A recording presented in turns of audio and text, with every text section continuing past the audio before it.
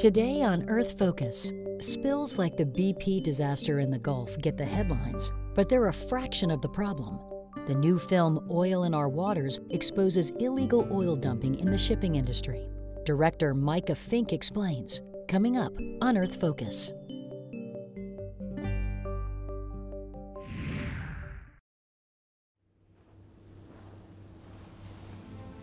Got winds coming in from the left. Top turn. Turn right left. Assume to be right. To any authorities concerned, this is to inform you of illegal discharging of oily water from bilge tank, which happened last December 14th and 17th, 2009. The chief engineer instructed as to make a bypass flange to discharge oily water overboard. We are asking help to any authorities concerned about this because we must protect our environment and our marine lives. Sincerely yours, the Engine Department.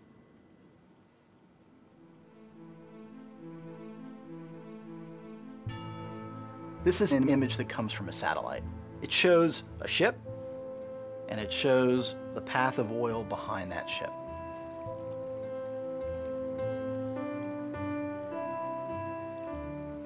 Aerial surveillance shows an oil slick in the wake of a ship. This is side-looking airborne radar. Here's the ship, there's the oil. And lastly, that's oil streaking on the side of the ship, called a comet streak.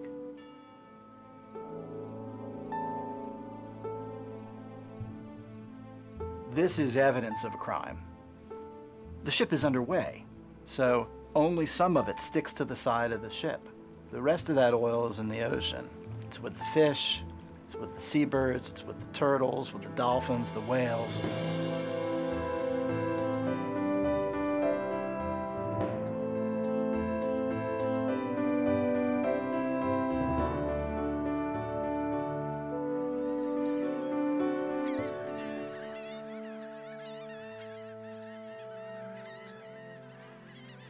Because water covers so much of the Earth, people have always thought of it as endless. But in fact, anything that gets into the ocean remains there. The Coast Guard estimates crude oil at the rate of 8,000 barrels a day could be spilling into the open sea. Now authorities are worried about an environmental catastrophe. BP Oil, which leases the platform, and the Coast Guard have at least 35 containment vessels dispatched to the area. More than 11 million gallons of crude oil poured into the sea. The tanker Exxon Valdez bound for California. Most people, when they think about the environment, they worry about the big accidents and forget that anywhere from a third to half of the oil that's in the ocean didn't come from these accidents. It came from the intentional release of oil by ships.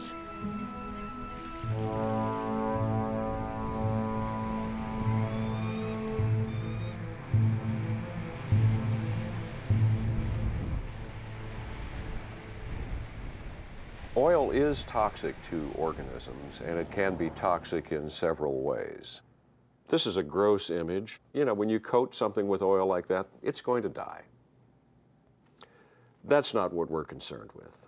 We are concerned with what happens with those lesser concentrations that you can't see may have very big effects on developing organisms. That's the concern that we are faced with.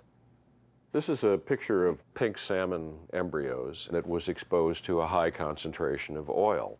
And you can see the expansion of this area around the yolk sac. The toxins in oil, as you see here, can cause many of the same kinds of defects in organism as are caused by oftentimes considered to be more serious chemicals like those in PCBs and like dioxins. I think that as a society, we first became aware of oil pollution when there was a very large oil spill called the Torrey Canyon. And the Torrey Canyon was the biggest oil spill that we'd ever had. A tragedy such as Britain has never experienced before. Every tide left a thick covering of oil, to which detergent was applied with all speed. With 50,000 tons of oil still on board, defiantly menacing the whole south coast of England, possibly even the coast of France. But now the decision was taken. The Torrey Canyon was to be bombed. For the pilots, it would be not target practice, but bombing for defense, to save part of the country from a new menace. Essentially, we woke up to the fact that oil had a cost as well as a benefit. We suddenly realized this is an international problem.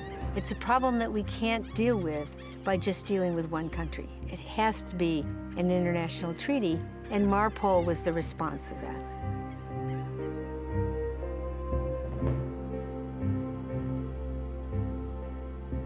MARPOL is an international treaty whose purpose was the complete elimination of intentional pollution of the marine environment by oil and other harmful substances.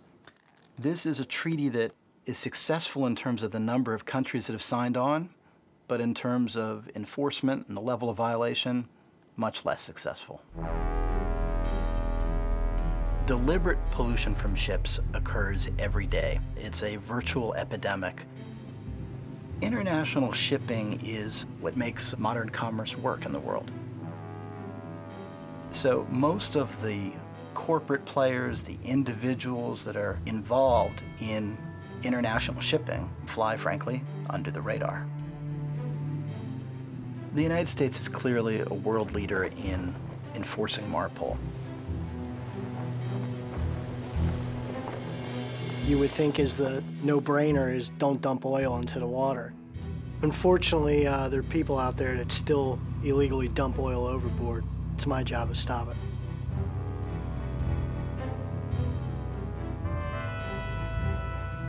I've been with the Coast Guard 17 and a half years now.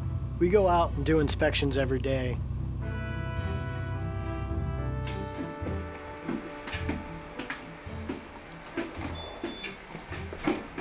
Good morning, Captain.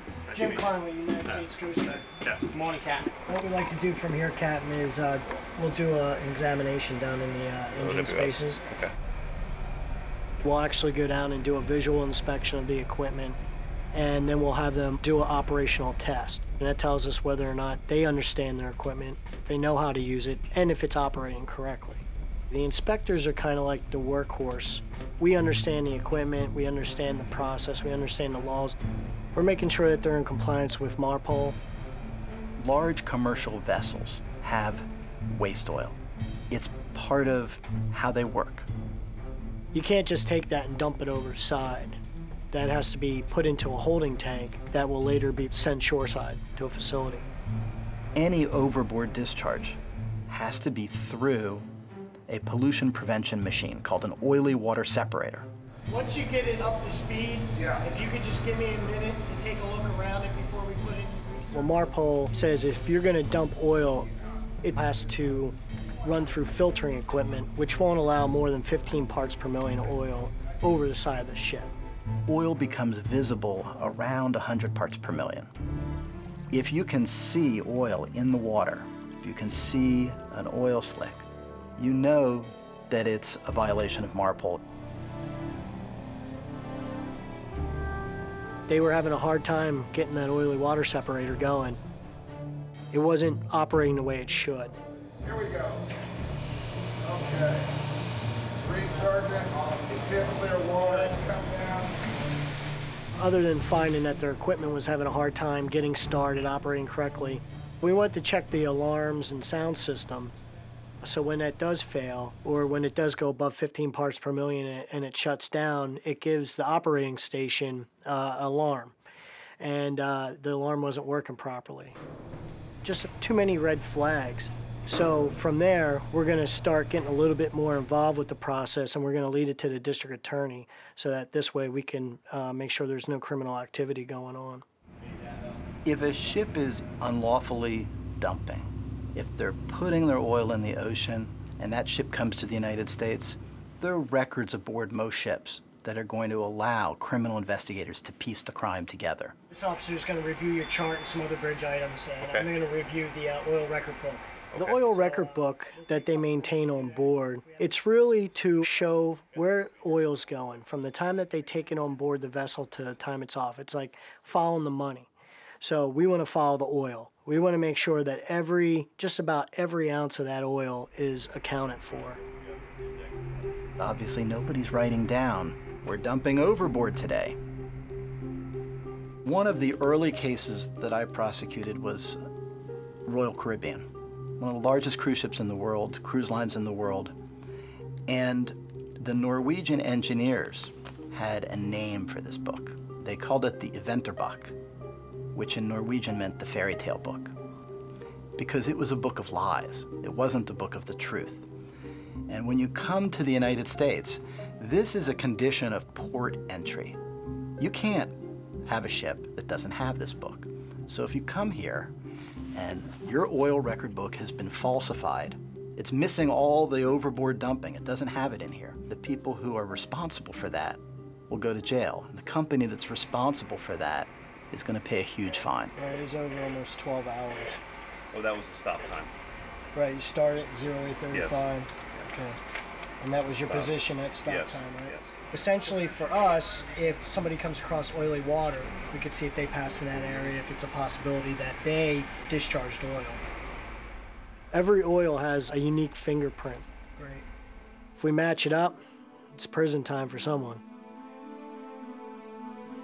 It's hard to think of any other industry where there's an environmental crime that's so prevalent, so common. On ships, there's often a culture that not anything that I could possibly do would injure the ocean. But we know that it does. Oil is widely distributed in the environment. But in the midwater, in the center of an ocean, you could expect the chemicals to be as low or perhaps lower than almost any other place on Earth. So what's happening in this area? And this we are very interested in determining. If ships, for example, are passing over the center of the North Atlantic and should happen to discharge oil of some kind, some of it could fall through the midwater. So one could ask, do you fish in this midwater region? Can you tell me if you've been exposed? And lo and behold, most of them we looked at showed us a change that would suggest they have been exposed to some chemical. So now the question is, can there be bad effects as a result of the exposure? For many kinds of chemicals, when they are taken into the body has a way of reacting. And that reaction is by making more of the enzyme that will metabolize those chemicals. It happens largely as a way for the organism to protect itself. This enzyme is the principal one that is produced in response to exposure to oil.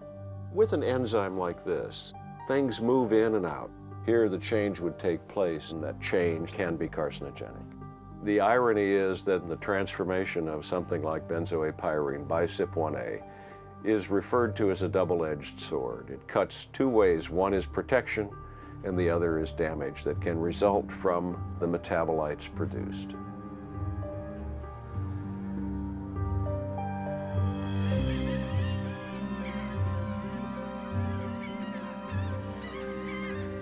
What's really becoming clear to scientists is that there is no place in the world now that is pristine, because we are putting in every day toxins and oil and other pollutants into the water. Those are spreading throughout the oceans. So there's no pristine place left anymore. We hope to have been out of this business by now. The Department of Justice, we've been prosecuting these cases for about 20 years now. And yet year after year after year after year, we continue to get criminal cases referred to us by the Coast Guard. From my experience, the most common form of cheating is what we call a magic pipe. A magic pipe could be a hose, it could be a pipe, it could be a painted pipe. That will transport oil directly from, say, a holding tank or a bilge, right around the oily water separating equipment, right into the ocean. That magic item that we find, that's, we gotcha.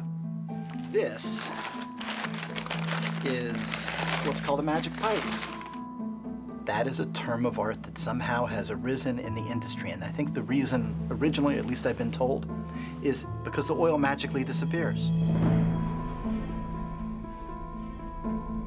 In any criminal enterprise, somebody who's breaking the law is doing math. It's a calculation, right?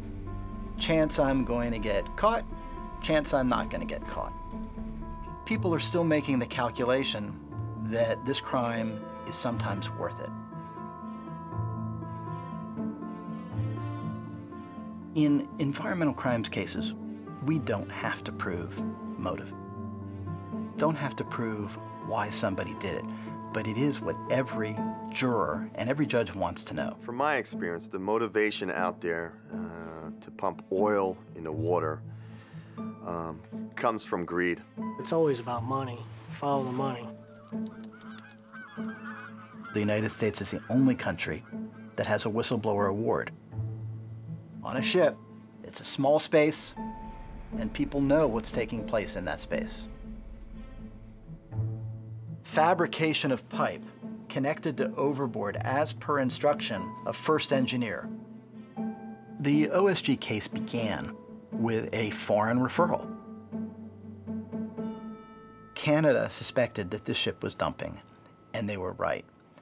But in our investigation, one ship led to another ship, and 12 OSG ships were found to be involved in illegal conduct.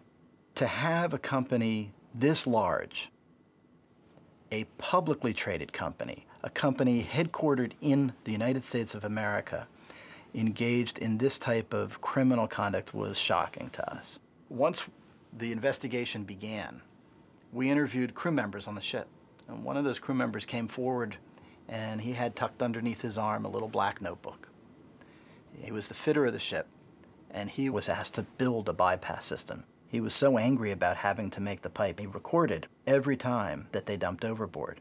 Before we left in Port of Boston, around 4 to 5 p.m., I started pumping out the slop from the tank, in which the said action is against MARPOL. And he received over $400,000 in the case. This was a case that resulted in a $37 million penalty. We certainly hope we are sending a message to mariners and to the industry that this crime is taken very seriously in the United States. If you like prison, go ahead and dump oil in the water. If you don't like prison, don't do it. I think what this shows is that it's a small world out there. If you're dumping on the high seas, if you're dumping in another country's waters, there are ways for us to find out. At the same time, we're prosecuting only the tip of the iceberg, only the tip. The problem is greater than we know, and we know it's a great big problem.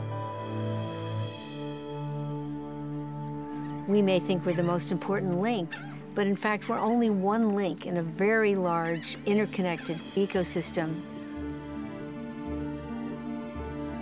If the ecosystems around us that we care about are going to survive in this world, we have to start stopping the things that we can stop. Dumping a little bit of oil in the ocean may not seem like much to them, but when all the ships are dumping a little bit of oil, it adds up. And we need to stop that.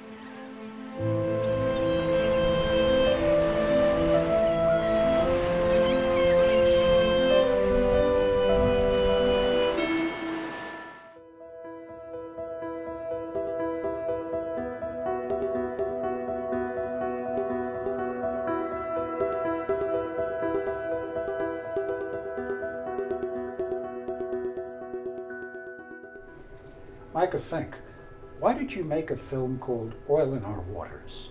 We're becoming more aware of the impacts of our pollution, toxic waste, plastic, and oil on our environment, but there's really very little information about what actually happens when oil gets dumped into the water. So we wanted to make this film both to raise awareness about the issue of intentional dumping, which it turns out is responsible for half of all the oil that goes into the water from human sources. Working from that amazing fact, we started to do some research around it, and we realized that that intentional dumping is both illegal and incredibly damaging to the ecosystem and to the environment. What is the scope of the problem? People were used to hearing about oil spills from the Exxon Valdez or about the recent spill in the Gulf of Mexico that British Petroleum in drilling provoked. You're talking about a whole different set of problems. How do they compare with those big spills? It's a great question. I think we all get our attention drawn to the big dramatic moment, the explosion of an oil rig, the sinking of a giant oil tanker. But in fact, over time, if you look at the total cumulative effect of that, it's only about 20% of the oil that goes into the ocean from human sources. The much larger component is this regular, everyday intentional dumping overboard, getting rid of oil, waste products, sludge. Commercial ships tend to burn a very low-grade oil, and that produces this messy sludge. And the question is, what do you do with that? Well, by law, you're supposed to bring it to port, you're supposed to offload it. It takes time, it takes money, it takes energy to properly dispose of this stuff. Or, if you're not trying to obey the law, you can just dump it overboard, which the shippers believe save them time and money. Mariners traditionally have dumped everything into the ocean. There's been the belief that the ocean is this vast, wide place that you can't really damage, that the water will just mitigate the impact of anything that's put in. But we live in a time where we're dumping so much material into the waters, whether it's pollution, whether it's waste oil, whether it's toxic waste, whether it's garbage, that the oceans have almost reached a capacity. They've reached their capacity to absorb this stuff, and now it's just always in the water. And when you look at the wildlife, when you look at the fish, when you look at the mammals, you can almost always find signs that they've been exposed to these toxins. And that should really be concerning to everybody. All right, we're not talking about littering here, we're talking about criminal activity, aren't we? The act of dumping oil overboard is a crime, but more particularly, MARPOL requires that mariners keep track of all the oil on their ships. And so another crime is presenting to an American federal agent a falsified document. And it turns out that most of the cases that happen come about as a result of that. They may not be able to identify exactly where the crime took place or when the crime took place, but through often whistleblower reports showing pictures of magic pipes, which is the term that they use for creating a pipe that puts the oil in the water, or through actually photos of dumping, they're able to show that the records are actually falsified. And that becomes the crime that the Justice Department is actually able to litigate against and bring large fines to. I think the fines for illegal dumping can range up to $500,000 per incident. And we looked at one case called OSG, the Overseas Shipping Group. And it turned out that that's an American-based company that had been dumping oil all around the continental US. When the Justice Department went after them, they interviewed crew members, and they found that 12 ships had regularly been dumping as a regular practice, and they were fined $37 million for that act of pollution. Whistleblowers are really the key to enforcement here, aren't they? In the OSG case, there were a number of whistleblowers, and each of them got about $400,000. So the fines are significant, and the rewards paid out to the whistleblowers are significant. You have to remember that ships are very tight, small spaces, and that while the chief engineer may not be a whistleblower, there are half a dozen crew people who are always in the engine rooms, who are seeing what's going on, and those are the ones who are paid $20,000 or $30,000 a year for their services. And most of them don't want to pollute. There's no interest in harming the environment or in breaking the law, and so that's where a lot of these cases are coming from. Suppose somebody's in a sailboat or a fishing boat and they see somebody dumping oil. How do they report it? According to the law, you can't put more than 15 parts per million of oil in the water. Oil becomes visible at 100 parts per million. So if you see an oily sheen, if you see an oily patch, that is by definition a crime. So what can you do? Well, as part of this project, we also created an app for smartphones, which you can have on your phone, which lets you very easily report an oil spill. You can take a picture, you can fill out a little app form, and you can submit it, and it will go to us, and we will pass it along to the Coast Guard and to the National Response Center. So we didn't want to just make a film that informs you, but we wanted to empower people to give them a tool for actually doing something. If the United States is the only country that's pushing seriously to enforce the law, isn't it pretty clear that we're not going to be able to solve this problem on a global basis? I think building consciousness, building awareness partly that it's a crime in this country and that ships can pay big penalties and be banned from American ports. That's huge because we're an enormous market. I mean, that's one of the powers that we have as a nation, is our economic power. And if we restrict you from coming here, then the shipping company will lose a lot of money. But the other part is, by creating an awareness of this issue, you create ripples of awareness, and those ripples will go far beyond our country. You know, we now live in a very globalized world. People will see, can hear about these impacts. I mean, that's the power of the film, is to actually show people how oil impacts marine life, how oil impacts the ocean. And hopefully that message gets out. I think the only way to really enforce this is for bigger penalties, for more people to be caught, and for the shipping industry to realize that it's costly to them and also damaging to their public image. You know, I think we as a culture are becoming more and more aware of the impacts of toxins in our environment, whether it's in the food we eat or the water we drink or the fish that we eat that are swimming in the oceans that absorb these chemicals. And there's a cultural shift taking place where people are becoming more aware of the impacts and are starting to resist it, starting to say, you know what, we don't have to do this. This is intentional dumping. This is intentional pollution. Maybe we should stop.